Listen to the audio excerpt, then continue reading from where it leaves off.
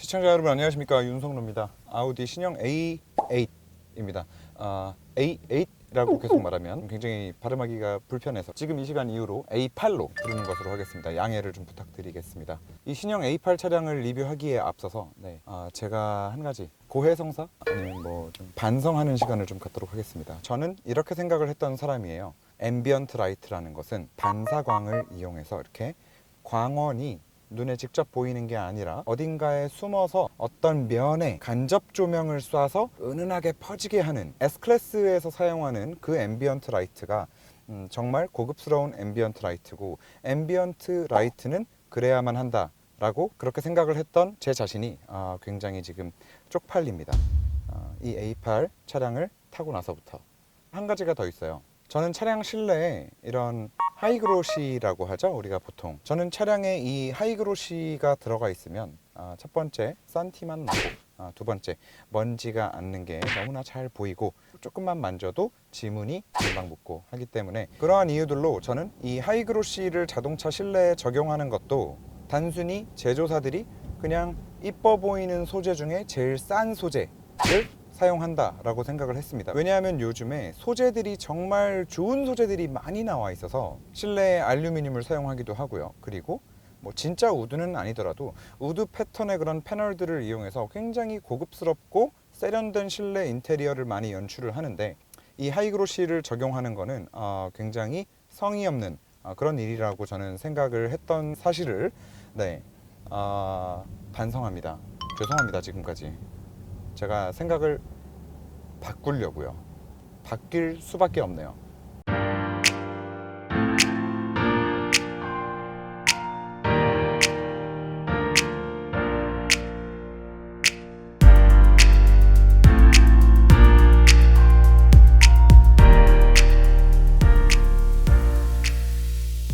기존에 우리가 알고 있던 럭셔리, 기존에 우리가 알고 있던 고급스러움, 거기에 너무 익숙해져 있던 나머지 그게 정답이다 라고 생각을 오랫동안 해왔는데, 이 A8 차량을 타고 굉장히 좀 숙연해졌어요.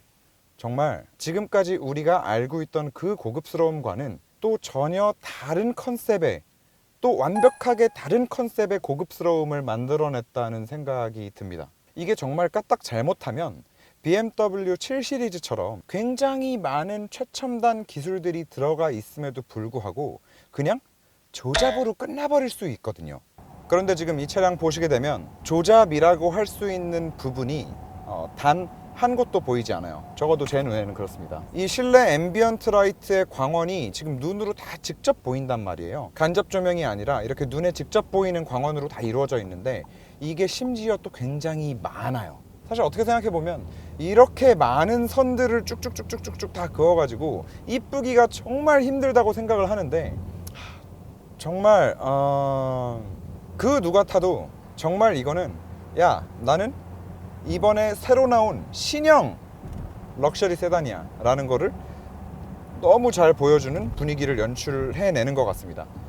그리고 이 하이그로시가 이 말도 안 되게 많은 앰비언트 라이트들과 어우러져서 이렇게 고급스러울 수가 없어요. 저는 정말로 반성합니다. 자, 서론이 좀 길었는데요. 아우디 A8 신형입니다. 아우디가 굉장히 오랫동안 즐겨 사용하는 그런 자기들 브랜드의 슬로건이 있어요. 뭐 많이 들어보셨겠지만, 기술을 통한 진보. 사실 굉장히 많은 브랜드들이 슬로건은 슬로건대로 걸어놓고 그 슬로건과는 걸맞지 않는 행보를 보여주기도 해요. 그런데 아우디 같은 경우는 정말 이 기술을 통한 진보라는 이 슬로건에 걸맞는 일들을 지금까지 굉장히 많이 해왔다고 생각을 합니다. 뭐 대표적으로 지금 여러분들이 굉장히 많이 즐겨 타고 계시는 그 TDI 엔진들, 그 TDI 엔진의 핵심 기술을 가장 먼저 개발해서 양산차에 적용한 게 바로 아우디입니다. 아우디가 정말 디젤 엔진에 큰 획을 긋는 그런 일을 한 브랜드거든요. 실제로 아우디 같은 경우에는 그 디젤에 대한 자신감이 얼마나 많으면 세계 최초로 디젤차로 레이스카를 만들어서 그 르망 24 대회에 나가서 3회 연속 우승을 하기도 했고요. 그리고 뭐 물론 이따가도 말씀드리겠지만 이 차량에는 이제 좀 무색해지긴 했지만 그 아우디의 스페이스 프레임, ASF라 그러죠. 아우디 스페이스 프레임 기술, 바디와 프레임을 전부 알루미늄으로 만드는 그런 기술도 아우디가 최초로 적용해서 양산차에 적용을 했었고, 그리고 지금에 와서는 너무 당연하게 여겨질 수도 있는 그 자동차를 만들고 나서 풍동 실험하잖아요. 에어로다이나믹을 테스트하기 위해서. 그 풍동 실험도 최초로 시작한 게 사실 아우디예요. 그리고 또 있어요. 풀타임 기계식 4륜구동 콰트로를 가장 먼저 또 개발해서 양산차에 적용한 브랜드이기도 합니다. 사실 이 4륜에 대한 것도 아우디가 굉장히 그런 선구자적인 역할을 했단 말이죠. 심지어는 배출가스를 자기가 원하는 대로, 자기들이 원하는 대로 배출가스를 언제는 조금 나오게 했다가 달리기 시작하면 또 배출가스가 많이 나오게끔 하는, 이런 또 굉장히 대단한 기술. 물론 이건 뭐 걸려가지고 지금 뭐 했지만 어쨌든 이런 굉장히 많은 신기술들을 적용해 왔던 브랜드이고, 정말 세계 최초라는 수식어가 굉장히 많이 붙는 그런 브랜드이기도 합니다. 제가 지금 리뷰 서두에 기술을 통한 진보에 대해서 왜 먼저 강하게 강조를 하고 넘어가는지 지금부터 이제 이유를 설명을 드릴게요. 이 차량이 그 말도 많고 관심도 많았던 마일드 하이브리드 시스템이 적용된 48V 시스템을 사용하는 양산차입니다. 아우디에서 최초 적용이고 독일 3사 중에서도 최초 적용이에요. 자, 기존의 차량들이 차량 내부 전압을 12V를 사용한단 말이죠. 그런데 여러분들 생각해 보시면 가면 갈수록 전자장비가 이제 늘어나고 있단 말이죠. 그렇기 때문에 야, 이제는 자동차가 아니라 전자장비라고 불러야 되는 거 아니야? 라는 말씀도 사실 많이 해주시고, 지금 이 차량만 보더라도 앰비언트 라이트들이 굉장히 많고 헤드라이트는 레이저 라이트를 사용해요. 또 상당히 고해상도의 디스플레이가 여기 3개나 들어가고, 뒷자리는 독립적인 에어컨을 사용합니다. 뭐 뿐만 아니라 통풍 시트, 열선 시트, 뭐 히팅 핸들, 뭐 너무 당연한 거죠 이제는. 거기다가 또 뭐 주행 보조 장치 들어가죠. 주행 보조 장치를 안전하게 사용하기 위해서, 그리고 좀 더 편리한, 좀 더 편안한 스티어링, 좀 더 재미있는 스티어링을 위해서 EPS가 잡아먹는, 그 일렉트릭 파워 스티어링에 달려있는 모터가 잡아먹는 전기는 날이 가면 갈수록 많아지고 있고, 그리고 마지막으로 중요한 게 있죠. 엔진이 움직이기 위해서 실린더 안에 계속 스파크를 튀게 주잖아요. 플러그에서. 그 플러그에도 실시간으로 계속 전기를 빨아 당기고 있거든요. 그런데 기존에 사용하고 있던 12V 전압 가지고는 이 모든 것들을 다 커버하기가 너무 힘들어진 거예요. 그리고 가면 갈수록 타이트해지고 있는 환경 규제 때문에 ISG라고 하죠. 스탑앤고 시스템 같은 경우에도 점점 더 활용 비율이 올라가는데, 이렇게 전자장비가 많은 상황에서는 스탑앤고가 있어서 아무리 시동을 한번 정차 시에 끈다 하더라도 시동을 끄고 차가 배터리만 가지고 혼자 버틸 수 있는 시간 자체도 많지 않은 거예요. 그래서 이런 많은 문제들 때문에 48V 시스템을 드디어 이제 양산차들에 적용을 하기 시작을 한 거죠. 자, 이 마일드 하이브리드를 설명드리기 위해서 일단 제가 에어컨을 좀 켜겠습니다. 일반적으로 우리가 에어컨을 키면 연비가 안 좋아져. 그리고 에어컨을 키면 차 힘이 딸려. 에어컨을 키고 차를 막 쏘면 엔진에 무리가 가. 어른들 같은 경우에는 옛날에 뭐 이제 휴가 가거나 막 이제 우리 어디 놀러 가고 그러면은 그 뭐 미시령이나 막 대관령이나 막 이런 데 막 산 타다 보면은 에어컨 끄시거든요, 어른들이. 차 힘 딸린다고. 언덕 올라가야 되는데. 그 이유가 기존 자동차들에 적용되어 있던 그 12V 전압으로는 에어컨을 혼자 돌리기에 택도 없었거든요. 약했단 거죠. 그렇기 때문에 에어컨 컴프레셔가 엔진에 물려서 엔진 크랭크 축에 같이 벨트로 묶여 있었어요. 엔진 크랭크 샤프트에서 도는 그 힘으로 에어컨 컴프레셔를 돌려서 에어컨을 작동시켰단 말이죠. 그래서 아이들링 시에 아주 미세한 그 진동이나 엔진 소음이 좀 올라간다던가 진동이 좀 생긴다던가, 정말 예민하신 분들은 실제로 운전하면서 힘이 딸린다는 느낌도 받게 되고, 실제로 그래서 레이스카들에는, 경기 나가는 차들에는 에어컨을 아예 제거해버리잖아요. 어쨌든 그게 엔진 크랭크에 물려서 바퀴의 구동을 보내는데 거기서 힘을 뺏어온단 말이에요. 그만큼 부하가 걸리고, 부하가 걸린다는 거는 결과적으로 출력이 저하된다는 얘기고, 그만큼 연비에도 안 좋은 영향을 끼친다는 거죠. 자, 그래서 기존의 시스템은 그랬었는데 이 48V로 오면서 에어컨 컴프레셔가 드디어 엔진과 물리적으로 이별을 했습니다. 너무 신기하지 않나요? 저는 저는 이게 너무 신기하거든요. 너무 당연했던 건데 뭐 그렇지 않다니까 그냥 신기한 거예요. 자, 그런데 궁금한 게 하나 생기죠. 그러면 에어컨 컴프레셔를 돌려주는 게 뭐야? 에어컨 컴프레셔 누가 돌려줘?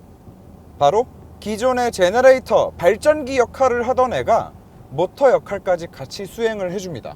그 자리에 그대로 붙어서. 그래서 그 발전기가 크랭크에 물려서 엔진이 돌아갈 때는 충전도 해주고 에어컨을 가동시켜주기도 하고, 그리고 여기서 하나가 더 있어요.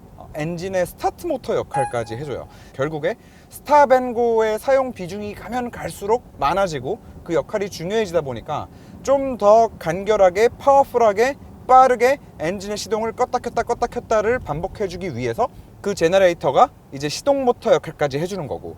자, 지금까지 말씀드린 것들을 종합해 보면 이 48V 시스템은 그냥 어디까지나 연비 향상을 위해서, 배기가스 감소를 위해서 도입된 것으로 보이는 게 사실입니다. 실제로 운전을 해봐도 그 외의 것들은 사실 느껴지는 게 크지 않아요. 솔직히 모닝 같은 저배기량 차량들을 운전할 때는 에어컨을 켰을 때 껐을 때를 굉장히 차이를 좀 많이 느끼기도 하고 진동 소음 면에 있어서도 굉장히 확연히 다른 모습을 볼 수 있는데, 어차피 이런 고출력 세단들에서는 원래도 해당 사항이 크게는 없었던 얘기거든요.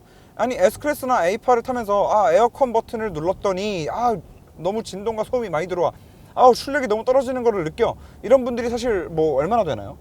자, 그럼에도 불구하고 독일 3사 중에서는 어쨌든 최초로 이 48V 시스템을 양산에 성공을 해서 이렇게 판매하고 있는 아우디의 그 기술을 통한 진보라는 슬로건에 걸맞는 이런 행동들에 박수를 쳐주고 싶은 부분이 있는 겁니다. 그리고 48V 시스템을 얘기할 때 이 마일드 하이브리드라는 수식어가 계속 따라다니는데, 사실 이 마일드 하이브리드는 정확히 따지면 하이브리드가 아니다, 하이브리드라는 말을 빼야 한다라는 여론도 있어요. 하지만 저는 개인적으로는 이것도 뭐 하이브리드의 일종이기는 하다라는 생각이 들어요. 제가 아까도 말씀을 드렸지만 이 차량에 들어가 있는 제너레이터, 그 발전기 제너레이터가 모터 역할을 하면서 에어컨 컴프레셔도 혼자 돌리거든요. 그런데 그 제너레이터가 배터리량이 좀 이렇게 충분하고 조건이 맞았을 때 재미있는 일을 하나 더 해요. 뭘 하냐면, 차가 50km에서 뭐 150km 이 사이에서 달리는 도중에 엔진을 최대 1분 동안 꺼버려요. 그럼 엔진이 끄면 차가 어떻게 가냐? 그 제너레이터가 크랭크 축에 물려 있잖아요.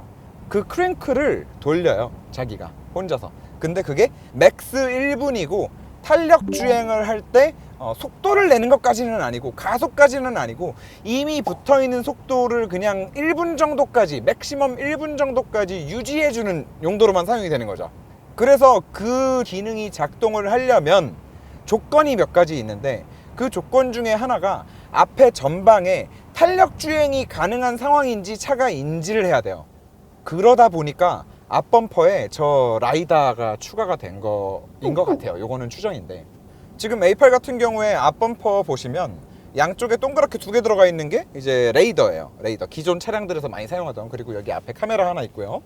레이더 두 개에 카메라 하나, 가운데 이만한 블럭 같은 거 들어가 있거든요. 그게 이제 발레오에서 만드는 라이다인데, 발레오에서 만드는 라이다 중에 저렇게 사각형으로 생긴 거는 근거리를 보는 라이다가 아니라 원거리를 봐요. 그러니까 먼 거리를 보는 센서인데, 먼 거리를 보는 센서가 왜 필요했을까? 라고 생각을 해보니, 이 48V 마일드 하이브리드 시스템을 활용해서 전방에 탄력 주행이 가능한 상황에 엔진을 꺼버리기 위해서, 그래서 저 라이다가 추가된 것 같다라는 합리적인 추론을 좀 해봅니다. 왜냐면 저는 사실 이 차가 저 앞에 레이더도 두 개나 들어가고 라이다 추가되고 카메라도 있고 하니까, 와, 주행보조 장치가 진짜 얼마나 더 좋아졌을까라고 막 기대를 했었는데, 주행보조 장치는 지금 어쨌든 결과적으로 현대만도 못해요.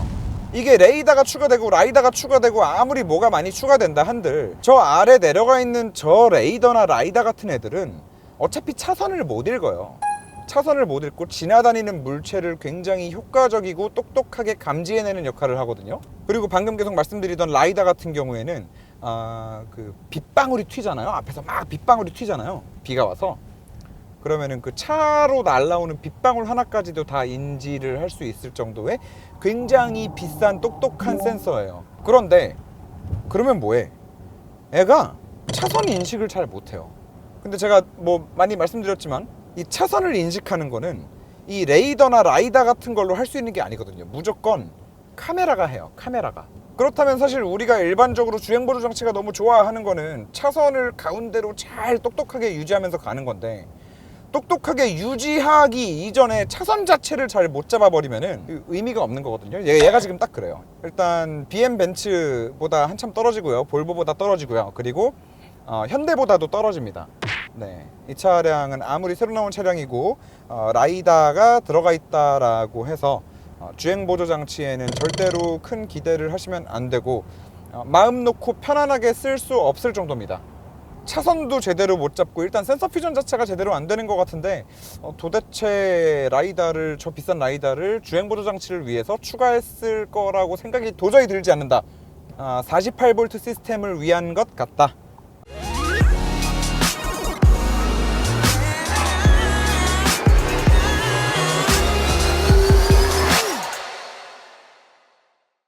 자, 그리고 이 차량은 플래그십이기 때문에 승차감에 있어서 또 얘기를 안 할 수가 없겠죠. 자, 아까도 말씀드렸지만 아우디가 A8에 요 전 모델까지는 ASF라는 그 아우디 스페이스 프레임이라고 하는 그 프레임을 사용했죠. 가뜩이나 에어서스의 세팅 자체도 BMW 쪽의 세팅보다는 그 벤츠 쪽의 세팅에 가까웠어요. 좀 출렁출렁거리는 그 느낌이 강했는데, 그 출렁출렁거리는 에어 서스펜션의 세팅과 알루미늄 프레임이 한데 어우러져서 정말 상당히 물침대 같은, 그러니까 굳이 비유를 하자면 S클래스 같은 경우에는 굉장히 고급 호텔에 들어가 있는 코일 스프링이 들어간 매트리스다라고 생각하면, 뭐 BMW는 라텍스 정도다, 조금 더 쫀득쫀득하고 조금은 하드한, 하지만 잡아줄 건 다 잡아주는 그런 거였다면, 사실 이전 세대의 아우디 A8은 저는 물침대에 가까웠다라고 보거든요. 그래서 시트 착좌감이나 뭐나 뭐 이런 것들을 다 둘째 치고, 사실 저 차는 진짜 너무 출렁거려가지고 못하겠다, 그런 얘기를 좀 많이 들었었는데, 일단 기본적으로 이 차량 같은 경우에는 그 ASF를 버렸습니다. 네, 풀 알루미늄이 아니에요. 철이 굉장히 많이 사용되어졌고, 마그네슘도 사용되어졌고, 카본도 사용되어지고, 결국에는 이 바디 앤 프레임을 만드는 게 무조건 가볍게 알루미늄만 사용해서는 안 된다라는 거를 아우디가 깨달은 것 같아요. 물론 전에 ASF를 만들어서 적용했던 그런 도전 정신은 굉장히 높이 사나 어쨌든 그거는 실패했다라고 판단을 한 것 같고, 이번 신형 A8에 와서는 그렇게 굉장히 복합적으로 소재를 사용해서 프레임을 만들었고, 댐퍼의 세팅만 놓고 본다 하더라도 이전과는 많이 달라진 것 같아요. 결국 그 물침대랑 고급 매트리스가 다른 이유는, 출렁거리는 건 똑같아요. 출렁거리는 건 똑같은데 이거를 도대체 어느 선까지 출렁거리게 할 거냐, 그리고 최종적으로 다 출렁거렸을 때 끝에 이걸 어떻게 소프트하게 잡아낼 거냐 라는 게 핵심이거든요. 그래서 결국에는 그 끝처리를 얼마나 완벽하게 잘 해내느냐에 따라서 그냥 단순히 출렁거리는 느낌을 뛰어넘어서 승차감이 정말 고급지다라는 말이 나올 수 있는 거라고 생각을 합니다. 자, 그런데 방지턱을 이거 정말 제가 한 분 한 분 다 돌아다니면서 뒷자리에 태워드리고 싶어요. 자, 올라갈 때가 문제가 아니에요. 떨어질 때, 제가 플래그십 차량들을 정말 많이 운전을 해봤는데, 지금 이 A8이 가지고 있는 그 컴포트함과 럭셔리한 승차감은 일단 7 시리즈보다는 당연히 한 수이고요. 그리고 S클래스가 그 매직 바디 컨트롤 들어간 차가 승차감이 정말 진짜 그건 정말 예술이거든요. 근데 그 매직 바디 컨트롤이라는 거는 모든 조건에서 계속 작동하는 거는 아니에요. 사실 자기가 작동할 수 있는 조건이 딱 들어맞을 때 그때 딱 작동을 하는데, 그게 딱 들어맞았을 때 그게 작동할 때의 승차감은 사실 정말 대단한데, 그게 아닌 그냥 일반 상황에서는 그냥 뭐 일반적인 S클래스들이랑 크게 다르지 않거든요. 그렇기 때문에 그 MBC가 적용된 모델의 MBC가 작동할 때를 제외하면 S클래스보다도 뛰어난 것 같아요. 컴포트함에 있어서 말씀드리는 거예요. 자, 차량이 방지턱을 넘게 되면 일단 댐퍼가 한번 눌리죠. 이렇게 범퍼 됐다가 이제 쭉 펴지고 리범프가 된 상태에서 방지턱을 떨어질 때 다시 범프가 되죠. 그래서 이 과정이 사실 굉장히 순식간에 타다닥 이렇게 일어나기 때문에 이 반응 속도가 느리면은 에어 서스펜션 같은 경우에는 좀 쿵 하는 충격을 주기도 하고요. 그리고 범프에서 리범프했다가 다시 범프가 되는 그 과정 중에 이거를 다시 받아 쳐낼 수 있을 만한 압력을 만들어내지 못해서 차가 방지턱을 올라갔다가 딱 떨어질 때 이거를 소프트하게 싹 받아내지 못하고 너무 푹 꺼지는 느낌, 물침대 같은 느낌, 그로 인해서 출렁거리는 느낌을 주기도 하거든요. 그런데 S클래스 7 시리즈 지금 이 A8 다 통틀어서 독일 3사 플래그십 세단들 중에 일반 도로에서 잔진동은 잔진동대로 가장 잘 잡아내는 것 같고, 큰 요철을 지날 때의 그 흡수력, 차가 딱 떨어질 때 안정적으로 굉장히 고급스럽게 받아내주는, 굉장히 진짜 그 물침대스럽지도 않으면서 적당선에서 더 이상 들어가지 않고 받아내줄 때 그 받아내는 그 소프트함, 그게 정말 예술인 것 같아요. 그리고 그게 특히나 뒤쪽 서스펜션에서 굉장히 많이 느껴지는데, 실제로 뒤에 서스펜션 구조를 보면 이거 어떻게 저렇게 떨어지지?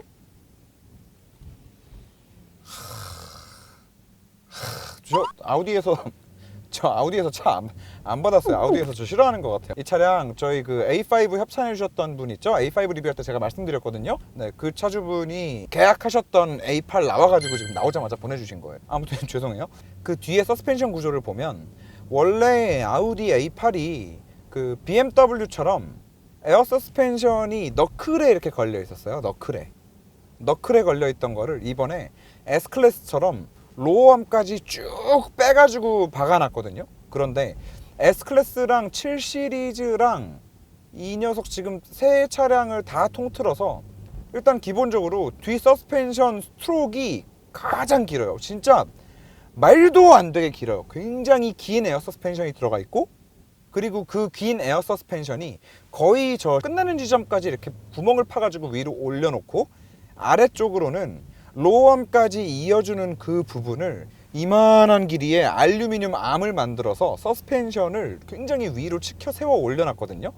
결과적으로 제가 봤을 때는 S클래스의 승차감을 일단 지향하고 싶었던 것 같아요.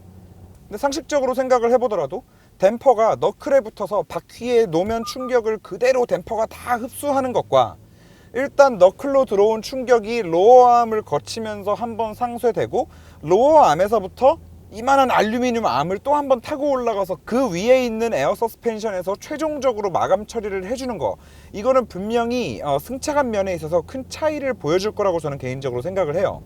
그래서 아우디가 이 신형 A8을 만들면서 이 럭셔리하고 컴포트한 승차감을 만들어주기 위해서 구조적으로도 굉장히 좀 많은 노력을 하지 않았나라는 그런 흔적들이 좀 보이고, 뭐 아우디 A8도 에어 서스펜션을 채용해서 사용한 지 굉장히 오래된 차량이고 그런 브랜드다 보니까 에어 서스펜션을 다루는 기술도 굉장히 많이 끝판까지 가 있을 거라고 생각을 하거든요. 그래서 이번에 이 구조가 바뀌고 새로운 에어 서스펜션이 들어가고 하면서 그런 많은 것들이 다 한데 어우러져서 이런 말도 안 되는 좋은 승차감을 만들어 줄 수 있지 않았나 라고 생각을 합니다. 여러분, 예전 그 물침대가 아닙니다. 한쪽으로만 치고 넘어도. 그리고 예전 A8 같은 경우에 뭐 계속 말씀드리지만 그 물침대라는 별명이 정말 잘 어울리는 차였거든요. 그런데 지금 제가 굳이 다이나믹으로 안 놓고 좀 과한 코너를 계속 감아 제끼는데 진짜 정말 안정적으로 굉장히 잘 버텨내요. 그래서 결과적으로는 주행 환경에 따라서 실시간으로 에어 댐퍼를 컨트롤해주는 그 능력 또한 상당히 좋아진 것 같다. 이건 그 MBC 빠진 S클래스 승차감 이상이 나옵니다. 네. 다시 말해서 컴포트하고 럭셔리한 승차감에 있어서만큼은 네, S나 7보다 위에 있다. 정말 좋아요. 너무 고급스러워. 자, 리뷰를 마치기 이전에 이 차량에 사실 지금 시승 차량에는 한 가지 좀 많이 거슬리는 부분이 있어요. 지금 차주분도 이것 때문에 굉장히 좀 많이 스트레스를 받아 하고 계시는 그런 상황인데, 아이들링 시에 엔진 진동이 차 안으로 좀 심하게 많이 들어와요. 거의 7 시리즈나 S클래스의 디젤 엔진에서나 들어올 법한 진동이 시트랑 핸들로 계속 들어와요. 그래서 지금 고급유도 계속 다른 주유소에서 넣어보고 엔진 마운트도 점검을 하고 다 했는데 일단 그런 것들로는 해소가 좀 안 되는 것 같고, 사실 지금 이 엔진이 뭐 포르쉐 카이엔이나 뭐 파나메라에도 들어가는 그럼 굉장히 검증되고 출력도 잘 나오고 하는 그런 엔진인데, 엔진 때문에 단순히 이런 진동이 들어온다라고 생각은 들지 않고, 어쨌든 지금 포르쉐에 들어가 있는 같은 엔진 차량들에 비해서 다른 부분이라고 하면 아무래도 그 48V 마일드 하이브리드 시스템이 들어가면서 엔진이랑 이제 기존에는 없던 좀 특별한 제너레이터가 이렇게 물려 있잖아요. 그래서 혹시 걔한테서 오는 떨림인가라는 생각도 조금 들고요. 그래서 뭐 그런 부분이 있기는 한데, 차주분도 이 진동에 굉장히 민감하셔서 이 A8 차량 처음에 계약하실 때 시승 차량들 몇 대 타보시면서 이렇게 다 진동을 잘 이렇게 많이 느껴보셨대요. 근데 그 차량들에서는 전혀 문제가 없으셨대요. 그리고 스탑앤고도 이게 지금 영상으로 보이실지 모르겠지만 좀 진동이 좀 크게 들어와요. 그래서 이게 왠지 스타트 모터 역할을 저 제네레이터가 같이 하니까 저 제네레이터 문제가 아닌가라는 생각을 해봅니다. 네. 아무튼 그런 부분이 있기는 한데, 그거는 이제 이 차만이 가지고 있는 그냥 불량일 가능성이 지금으로서는 더 높아 보이기 때문에 이렇게 비중 있게 말씀을 드리지는 않았지만, 혹시라도 이제 A8 차량 구매하시는 분들은 이 부분 꼭 체크 좀 한번 해보셨으면 좋겠고요. 저는 구형 A5를 굉장히 사랑했던 사람인데, 구형 A5 이후에 정말 너무너무 사고 싶은 그런 대형 세단이 나온 것 같아요. 이 외부 디자인도 정말 너무 그 세련됐다고 표현하는 게 맞을 것 같아요. 솔직히 S클래스를 보면은 되게 좀 아름답거든요. 우아하고. 얘는 정말 세련된 것 같아요. 7 시리즈는 뭐 그냥 콧구멍이 크고요. 그래서 디자인적으로도 너무 마음에 들고 전반적으로 상품성이 굉장히 괜찮은 차량이라는 생각이 듭니다. 1억 4,700만 원이 지금 신차 가격인데, 여러분들 모두 알고 계시는 신차를 최저견적으로 비교해서 구매하실 수 있는 앱 카룸 앱을 통해서 확인을 해보면 지금 600만 원 할인이거든요. 뭐 1억 4천이란 얘기니까 거기에 뭐 또 아우디 재구매 할인 끼고 못 끼고 하면은 1억 3천대까지 떨어지지 않을까 싶어요. 그 정도 가격이라면 솔직히 7 시리즈랑은 아예 지금 이게 견줄 수 있는 상품성이 아니라는 생각이 들고, 충분히 S도 넘볼 수 있다고 생각을 합니다. 그리고 카룸 얘기가 나와서 말인데, 뭐 많은 분들이 알고 계신 게 이제 카룸 같은 경우에 여기까지만 알고 계시죠. 수입차를 구매할 때 굳이 내가 발품 팔아가며 힘들게 전화해 가면서 얼마까지 할인돼요? 얼마까지 해주실 수 있어요? 이렇게 안 해도 앱에서 그냥 그 차량의 최저가가 바로 나오는 그런 장점과, 그리고 또 이제 요즘에는 그 금융도 붙여 있잖아요. 카룸에서 신차 구매하면서 할부 리스까지도 굉장히 합리적인 이율과 수수료로 이용하실 수 있다라는 점, 뭐 이런 점들까지만 알고 계셨는데, 거기에 더불어서 자동차 보험까지도 가장 저렴한 가격에 이용하시라고 카룸에서 자동차 보험 비교 견적 서비스를 시작을 합니다. 요즘에 다이렉트 자동차 보험 많이 하시잖아요. 그런데 또 막상 이렇게 다이렉트랑 일반 보험이랑 비교를 해보다 보면 다이렉트가 모든 조건에서 항상 전부 다 싼 건 또 아니거든요. 자, 그러니까 뭐 지금 당장 자동차 보험 갱신할 때 됐는데 하시는 분들, 그리고 또 어쨌든 1년에 한 번씩 자동차 보험은 누구나 계속 갱신을 하잖아요. 갱신하실 때 카룸에서 비교 견적 한 번씩만 좀 받아보세요. 비교 견적 받는다고 돈 드는 거 아니니까. 그리고 또 서비스 런칭 기념으로 1월 31일까지는 경품도 지금 드리고 있어요. 그래서 갤럭시 폴드도 있고요, 뭐 아이폰 11도 드리고요, 그리고 애플 워치 5도 드리고요, 그리고 상품권도 700장 준비하셨다고 해요. 그러니까 1월 31일까지니까 비교 견적 한 번씩 받아보시고, 뭐 만약에 내가 원래 사용하고 있던 다이렉트가 훨씬 싸네 라고 하면은 안 하시면 그만이고. 그래서 여러분들이 차량 운행하시고 관리하시고 또 신차 구매하시고 이런 자동차 관련된 소비생활 하시는데 도움이 되는 정보라고 생각을 해서 이렇게 알려드리게 되었습니다. 꼭 기억해 두세요. 카룸 보험 견적 서비스도 시작합니다. 오랜만에 너무 좋은 차 시승해서 기분이 좋습니다. 그 테슬라 모델 3 보면 문 버튼으로 열거든요. 그게 생각보다 되게 편해요. 버튼 누르고 바로 그냥 밀어버리면 되거든요. 근데 얘도 그래요. 이렇게 열게 됩니다. 뭐 문 여는 것까지 다 보여드렸고 오늘 리뷰는 여기서 마치는 걸로 하겠습니다. 시청해주셔서 감사합니다. 다음 영상에서 또 웃는 얼굴로 찾아뵙도록 하겠습니다.